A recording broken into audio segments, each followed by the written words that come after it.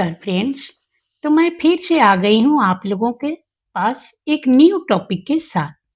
और आज जो मैं एक फ्लावर लाई हूँ, एक ऐसा फ्लावर जिसको देखने से ही मन खुश हो जाता है। ये फ्लावर प्लांट विंटर की शान है। इसके रंग बिरंगे फ्लावर देखने पर मन करता है कि देखते ही रह जाए। तो मैं बात कर रही हूँ इस डहेलिया प्लांट की और इस फ्लावर की। मैं इस वीडियो में इसके केयर के बारे में शेयर करूंगी। तो आइए हम जानते हैं और स्टार्ट करते हैं। तो welcome to my channel friends, आज मैं डहेलिया के बारे में फुल जानकारी दूंगी। बट आपसे एक रिक्वेस्ट है, यदि मेरी वीडियो अच्छा लगे तो प्लीज लाइक एंड कमेंट जरूर कर दीजिएगा। और यदि न्यू है तो अपना फ्रेंड भी बना लीजिएगा। डहेलिया प्लांट बहुत अच्छे से फ्लावर दे और बहुत अच्छे से ग्रो करे, इसके लिए इसकी मिट्टी बहुत उपजाऊ होनी चाहिए। और ऐसी मिट्टी जिसमें पानी टिके नहीं, मतलब ऐसी मिट्टी जिसमें नमी तो रहे पर पानी का जमाव ना रहे। क्योंकि ये मॉइस्चर लविंग प्लांट है और इसको ड्राई मिट्टी जो हो जाती है इसको बिल्कुल पसंद नहीं आती है। इसका मिट्टी जो सॉइल है इस थोड़ा सा मॉइस्चर ही होना चाहिए, बिल्कुल ड्राई वाला पसंद नहीं करता है। मतलब मिट्टी में इसकी नमी तो जरूर होना चाहिए। तो मिट्टी बनाते वक्त हम क्या करते हैं, सॉइल, मिट्टी, वर्मी कंपोस्ट, सैंड, कोकोपीट, ये चारों का मिक्स करके बनाते हैं। यदि आपके यहाँ की मिट्टी में सैंड ज़्यादा है तो आप कोकोपीट या राइस हस्क का यूज कर सकते हैं।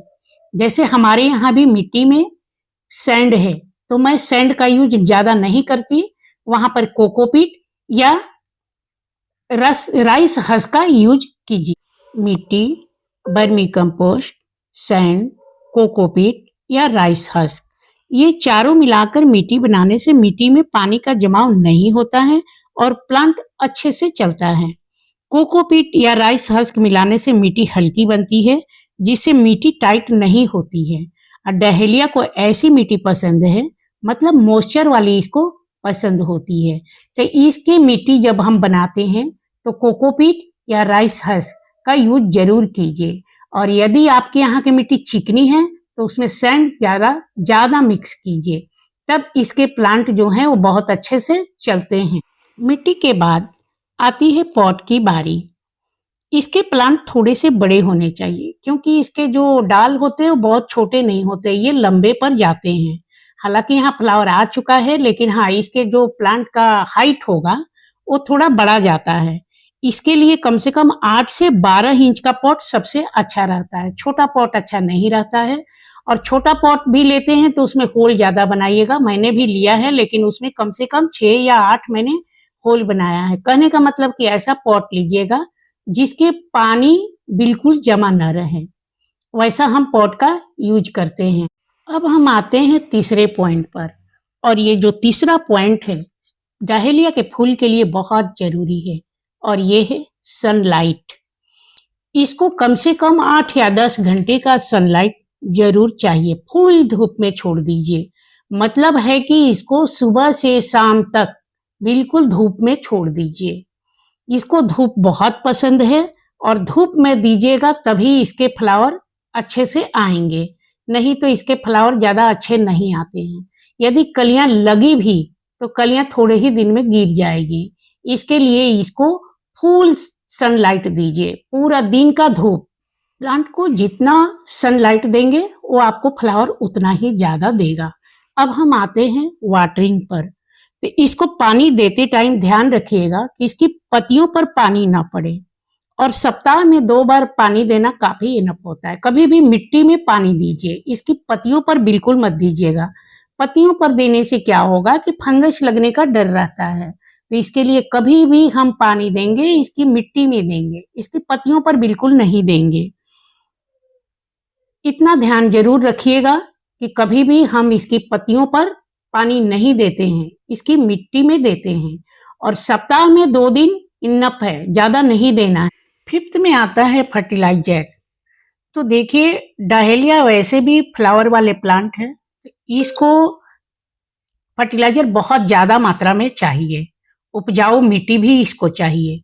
तो उपजाऊ मिट्टी बनाने के लिए हम क्या करेंगे, इसकी मिट्टी को डीएपी जो होते हैं ना, डीएपी के आप 4-5, जैसे देखिए मेरा ये छोटा सा गमला है, मैं इसमें कभी काल ही 4-5 दाने देती हूँ, इससे ज़्यादा मैं नहीं देती। और ऑर्गेनिक के रूप में अगर आपको देना है तो बनाना पील या ऑरेंज का जो छिलके होते हैं उससे बनाए हुए फर्टिलाइजर बहुत अच्छा रहता है। और एक्चुअली मैं डीएपी के दाने बहुत कम यूज करती हूँ और मैं ये बनाना पील और ये ऑरेंज पील यही देती हूँ अपने प्लांट को। डीएपी मतलब जहाँ जरूरत पड़ता है मैं वहां देती हूँ, अगर इसमें फ्लावर नहीं आया तो मैं जरूर दूंगी, लेकिन मैं देखा कि हाँ फ्लावर तो ये दे रहा है, तो इसके लिए मैंने ऑरेंज पील और बनाना पील दिया है। दोनों को या तो आप सुखा करके बनाइए या पानी में 2-3 दिन इसको डाल करके लिक्विड में भी आप बना सकते हैं। 6 पर आता है पेस्ट। तो देखिए डहेलिया पर ज़्यादा पेस्ट अटैक नहीं होते हैं। अटैक होता है मतलब इसकी पत्तियों पर कभी काल व्हाइट व्हाइट धब्बे आ जाते हैं। तो व्हाइट धब्बे क्यों आते हैं? जबकि आप पत्तियों पर पानी डाल देते हैं। जब यदि पत्तियों पर पानी नहीं डालिएगा तो इसमें पेस्ट बहुत कम ही आते हैं। पिंचिंग, देखिए फ्लावर वाले प्लांट हैं, इनको पिंचिंग करना बहुत जरूरी होता है। आप यहाँ से पिंचिंग कीजिएगा, ये नए डाल निकलेंगे और जब नए डाल निकलेंगे वहीं से फ्लावर आता है। किसी भी फ्लावर प्लांट का यही है, जब आप पिंचिंग कीजिएगा वहां से नए डाल आएंगे और नए डालों पर ही फ्लावर आते हैं। 8 नंबर पर आता है डेड हेडिंग। तो डहेलिया का प्लांट के लिए डेड हेडिंग बहुत जरूरी है। जैसे इसके फ्लावर जो हैं वो 5-6 दिन तक रहते हैं और 5-6 दिन के बाद मुरझा जाते हैं, और जब मुरझा जाते हैं तो उनको हम कट कर देते हैं या निकाल देते हैं या क्लीन कर देते हैं बोलिए।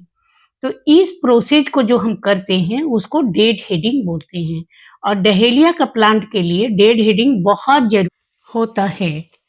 और लास्ट 9th नंबर पर आता है स्टैकिंग। तो डहेलिया का प्लांट जो होता है बड़ा भी हो जाता है, तो इसलिए ये लटक जाते हैं। तो इनको हम क्या करते हैं कि इनको सहारे की जरूरत पड़ती है। फ्लावर भी इनके बड़े होते हैं, तो इसके लिए इनको डहेलिया प्लांट को कभी भी आप सहारा दे करके और तब ऊपर चढ़ाइए। और जब जिस प्लांट को हम सहारा दे करके करते हैं इसको बोलते हैं स्टैकिंग। ये मैंने जो सहारा दिया है इसी को हम लोग स्टैकिंग कहते हैं। तो डहेलिया प्लांट को बहुत जरूरी हो जाता है। फ्रेंड्स, तो ये थे डहेलिया के 9 टिप्स। मुझे लगता है कि मैंने इस वीडियो में आपको सारा चीज केयर के बारे में बता दिया है, और ये 9 टिप्स जब आप करते हैं तो रियली डहेलिया प्लांट बहुत हेल्दी भी रहेगा और आपके गार्डन का डेकोरेशन बढ़ाता ही रहेगा और ये बहुत हेल्दी रहेगा। तो ये मेरी आज की वीडियो आप लोगों को कैसी लगी कमेंट करके जरूर बताइएगा। लास्ट में मैं यही बोलूंगी कि यदि आपको अच्छी लगी है तो लाइक एंड कमेंट जरूर कर दीजिएगा।